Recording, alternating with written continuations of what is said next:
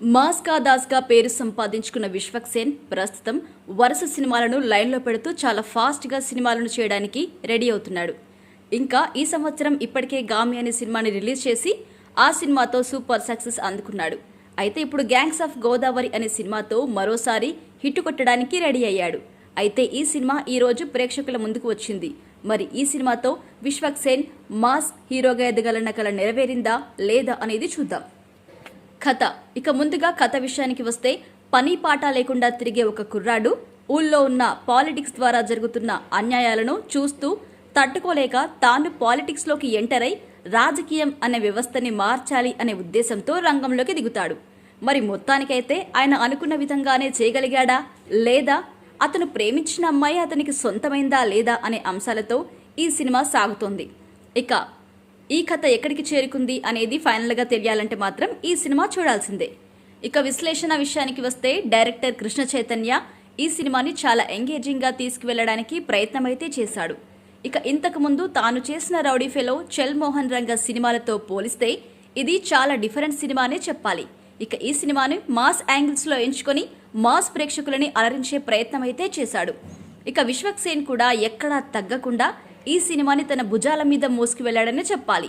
ఇక ఈ cinema starting episode నుంచి ఎండింగ్ వరకు ప్రేక్షకుల్ని ఎంగేజ్ చేసే విధంగా సీన్లు రాసుకోవడం అనేది నార్మల్ విషయం కాదు. అయితే ఈ సినిమాలో ఫస్ట్ హాఫ్లో మొదటి క్యారెక్టర్ ఎస్టాబ్లిష్మెంట్ కోసం కొంతవరకు టైం తీసుకున్నా కూడా మొదటి హాఫ్ అన్ అవర్ తర్వాత మాత్రం సినిమా చాలా ఫాస్ట్గా వెళ్తుంది. ఇక ఇంటర్వెల్ బ్యాంగ్ అయితే నెక్స్ట్ లెవెల్లో ఉందని చెప్పాలి.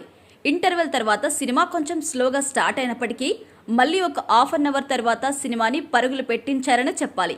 ఇక మొత్తానికైతే తన కెరియర్లో ఇప్పటి వరకు చేసిన సినిమాల్లో ఈ సినిమా కూడా ఒక డీసెంట్ హిట్గా మిగులుతుందని చెప్పడంలో ఎంత మాత్రం అత్యోశక్తి కాదు. ఇక కృష్ణ చైతన్య రాసుకున్న కథ బాగుంది.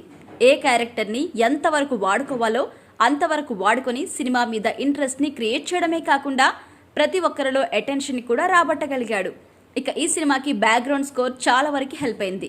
ఇక డైలాగులు కొంచెం ఓవర్ ద టాప్ వెళ్ళినప్పటికీ ఆ పర్టిక్యులర్ సిచ్యువేషన్లో ప్రేక్షకుల్ని మాత్రం ఎంటర్టైన్ చేయగలిగితే చాలు అన్నట్టుగా చూశారు. ఇక ఆర్టిస్ట్ పర్ఫార్మెన్స్ విషయానికి వస్తే, ఈ సినిమాలో విశ్వక్సేన్ ఇంతకుముందు తాను చేసిన సినిమాలన్నింటికంటే కూడా ఇందులో చాలా భిన్నమైన శైలిని కనబరచాడని చెప్పాలి. ఇక నేహా శెట్టి కూడా ఈ సినిమాకి చాలా వరకు ప్లస్ అయింది. ఇప్పటి వరకు తాను పోషించిన పాత్ర కాకుండా దీంట్లో ఒక డిఫరెంట్ పాత్రలో నటించి మెప్పించారు. ఇక టెక్నికల్ టీం విషయానికి వస్తే, ఈ సినిమాకి మ్యూజిక్ అనేది చాలా వరకు హెల్ప్ అయింది. 1-2 సాంగ్స్ అయితే అద్భుతంగా ఉండడమే కాకుండా ప్రేక్షకుల్లో మంచి అటెన్షన్ అయితే క్రియేట్ చేశాయి. ఇక బ్యాక్గ్రౌండ్ స్కోర్ అయితే అదిరిపోయింది. ఇక ఈ సినిమాలో విశ్వక్సేన్ చాలా అందంగా కనిపించాడు. అలాగే తన క్యారెక్టర్లో ఉన్న వేరియేషన్స్ని చూపిస్తూ నటించడంలో తాను 100% సక్సెస్ అయ్యాడు. ఇక సితారా ఎంటర్టైన్మెంట్స్ వాళ్ళు అందించిన ప్రొడక్షన్ వాల్యూస్ కూడా చాలా రిచ్గా ఉన్నాయి. ఈ సినిమా ప్లస్ పాయింట్స్ విషయానికి వస్తే విశ్వక్సేన్, అలాగే కొన్ని డైలాగ్స్.